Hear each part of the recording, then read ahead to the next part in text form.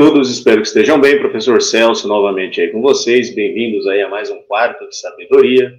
Caso você não seja inscrito no canal, por favor, considere fazer a sua inscrição. Vou ficar extremamente honrado com isso, tá? Curta, compartilhe e comente. Lembre-se sempre da educação, porque é assim que a democracia funciona, tá bom? Hoje um vídeo rápido também, um vídeo opinião, e uma espécie de testemunho de algo que eu acabei percebendo que aconteceu e que, obviamente, me deixou muito preocupado, né, pela minha condição de professor, tá? Eu leciono história, né, além de lecionar geografia, filosofia e sociologia. E são disciplinas que exigem dos alunos, né, e exigiu de mim durante muito tempo e ainda exige até hoje, a prática da leitura, tá? Então, eu fiz uma experiência, de certa forma, para ver como é que estava ali a capacidade de, como é que eu posso dizer, de absorção do conhecimento, né, a partir da leitura, a partir da pesquisa.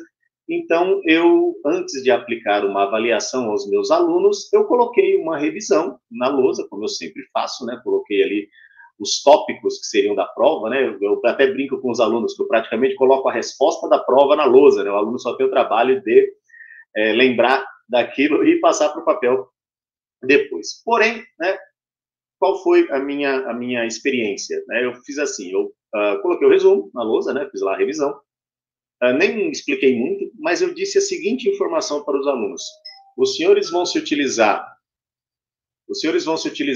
dessa ferramenta, que é a revisão, os senhores vão criar a revisão de vocês, a partir da minha revisão. A minha revisão está certa, tá? Eu até brinquei, né? Eu falei assim, por dois motivos ela está certa, né? Primeiro, porque fui eu, meu celular está vibrando, tá, gente? Até porque fui eu que fiz, então eu brinquei, né? Eu falei, então tá certo, porque eu fui eu que fiz. E outra, eu peguei do livro didático de vocês. Então vocês não precisam nem da internet, não precisa fazer pesquisa, busca nenhuma na internet. Basta você olhar o texto que eu escrevi para vocês, olhar o livro de vocês e fazer a revisão de vocês. E no dia da prova, tá? No dia da avaliação, eu vou pegar esses conteúdos todos e vou grampear na sua prova e você vai poder olhar o conteúdo que você fez. Pois bem, prova aplicada, qual não foi a minha surpresa, né? Boa parte dos alunos que fizeram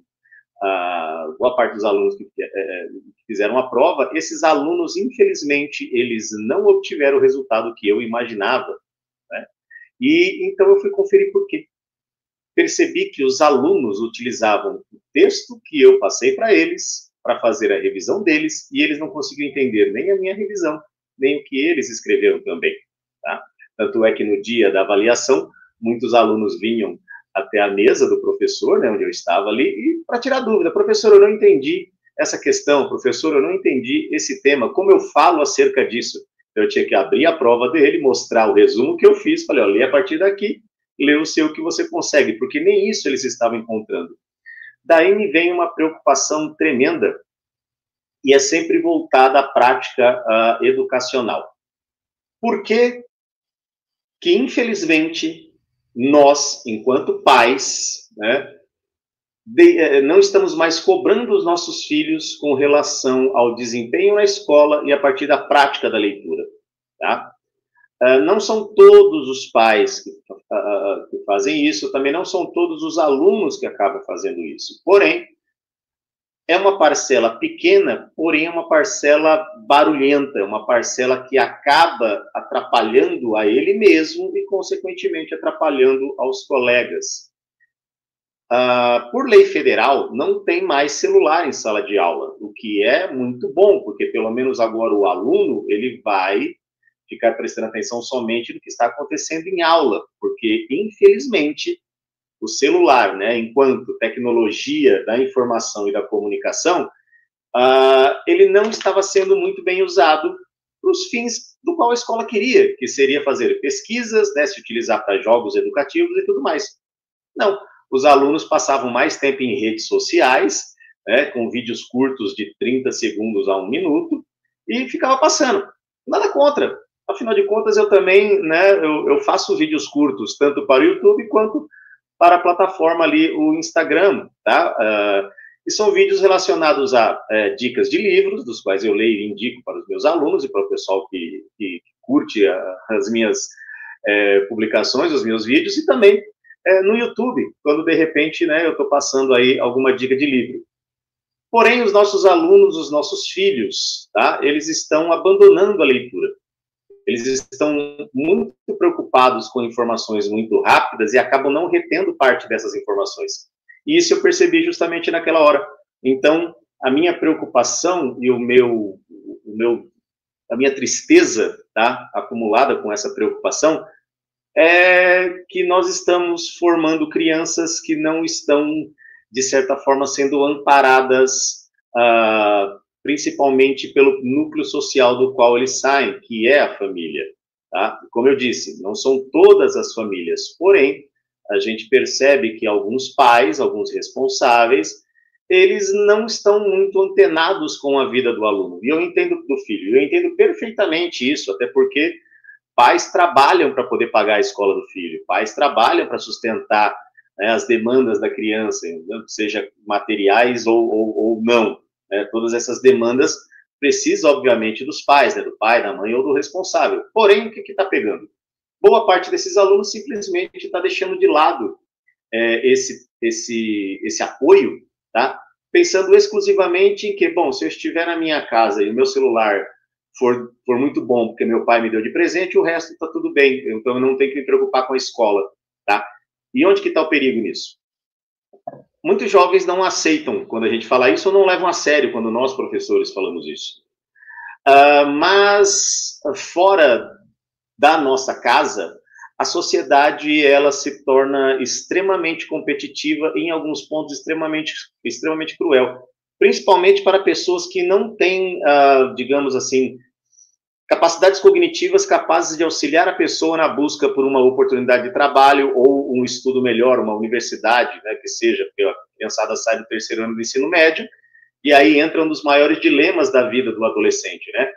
Ele termina o terceiro ano do ensino médio, no ano seguinte ele fará 18 anos, e no final do ano, né, entre o terceiro ano do ensino médio e o início da vida fora da escola básica, já dão para ele a responsabilidade de imaginar o que ele vai fazer pro resto da vida toda. Então, pensa como é complicado isso. E se ele não estiver preparado, principalmente com leitura, fica muito complicado. Tá? Eu estou fazendo esse pequeno desabafo justamente pela preocupação enquanto professor, de que, infelizmente, nós pais não estamos preocupados como deveríamos com o que o filho está fazendo com o celular e com o material didático. Tá? Crianças que, infelizmente, acabam tentando burlar a lei federal, escondendo seus celulares, falando que não os trouxe para a sala de aula, que ele depois é pego usando o celular na hora do intervalo, né? Que mais? Alunos que dizem ter lido o texto para fazer certa atividade e nós, professores, corrigindo, percebemos que isso não aconteceu, que ele, infelizmente, não leu, né, o texto, até porque respondeu coisas totalmente aleatórias e, na pior das hipóteses, ele se utilizou de inteligência artificial para fazer isso, tá? E nada contra utilizar a inteligência artificial, que fique bem claro, porém, os alunos precisam entender que ela é uma ferramenta, ela não é o produto final. Esse é o maior problema. Nós, professores, recebemos trabalhos de alunos que foram feitos por inteligência artificial. O aluno reclama quando não tira a nota que gostaria de tirar. Eu tenho que dar nota para quem, então? Para o computador? Uma vez uma aluna disse assim para mim, não, professor, mas eu peço para que uma criança de 14 anos esteja escrevendo.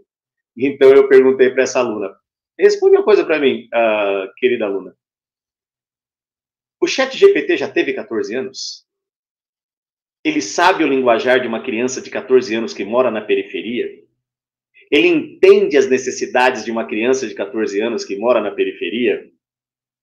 Não, então não adianta. E mesmo que não fosse da periferia. Tá? Por quê? Porque crianças da periferia têm uma certa forma de falar. Crianças de bairros mais abastados também têm uma forma de falar, uma forma de escrever. E nós, professores, sabemos disso até por experiência. Né? Longos anos em sala de aula, a gente acaba entendendo isso. O que me preocupa bastante também, né? Uma outra preocupação minha, é o fato de que eles fazem tudo isso, né? Burlam regras, alguns, tá? Não todos os alunos, fique bem claro. Eles burlam regras, eles tentam levar o professor na conversa com relação aos trabalhos que fazem ou não fazem, e não há, por parte dos pais desses alunos, uma preocupação em olhar o que ele está fazendo. É muito triste isso.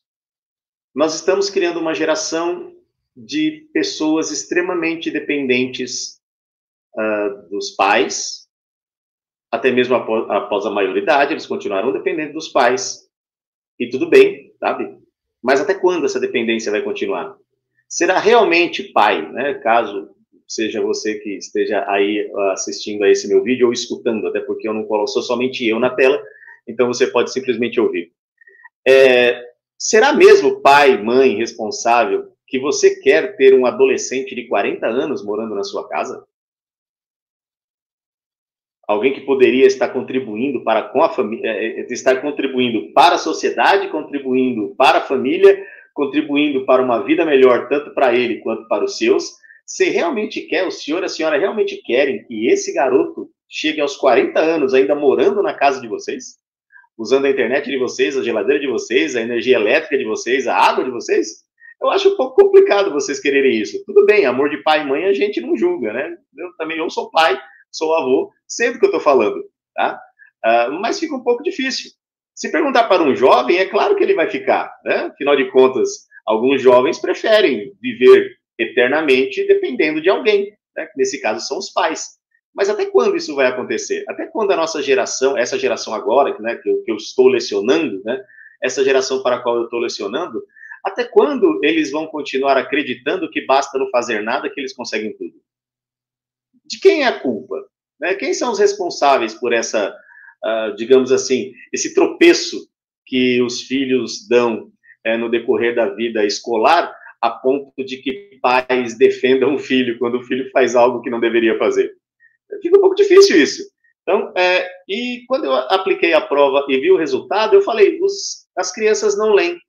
As crianças têm uma dificuldade tremenda em se habituar à leitura. E a culpa é nossa enquanto pai, né? A gente quer fazer o melhor para o nosso filho, dar um celular para ele. A gente não quer que o nosso filho sofra e sustenta todos os gostos dele. E é claro, nós somos pais, a gente sabe, né? Tem muito pai que fala, eu quero que meu filho tenha aquilo que eu não tive. Não vou julgar, mas será mesmo que a gente tem que fazer isso sempre pelas crianças? Será que não vai ter um momento em que eles, principalmente os adolescentes, né, que já querem ser tratados como adultos, deverão ser realmente adultos em relação a algumas coisas? Tá?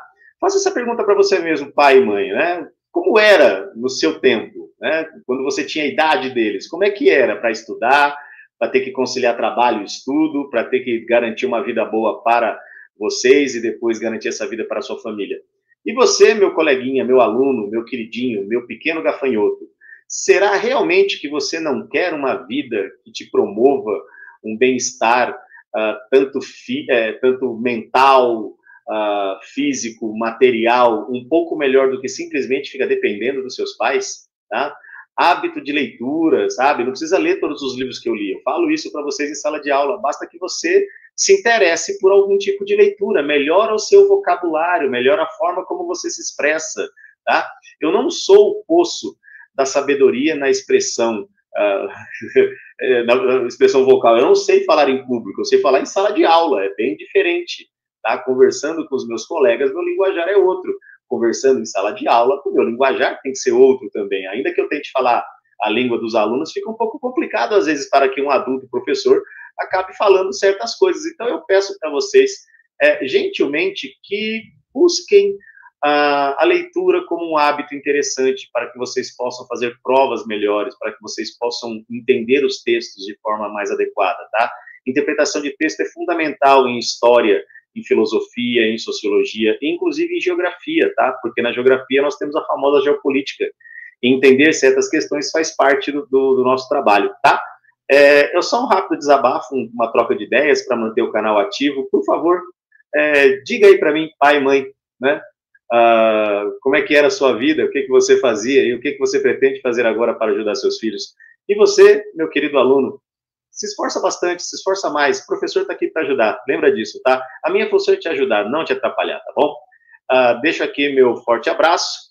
tá? Desejo aí um bom feriado para vocês, né? Hoje é dia 19 de novembro, temos aí um feriado prolongado, aproveite, curta bastante, tá? Passeie e volte para a escola interessado, ainda que estamos encerrando o ano letivo, é importante que você continue sempre aprendendo, chegando em casa, continue estudando, tá bom?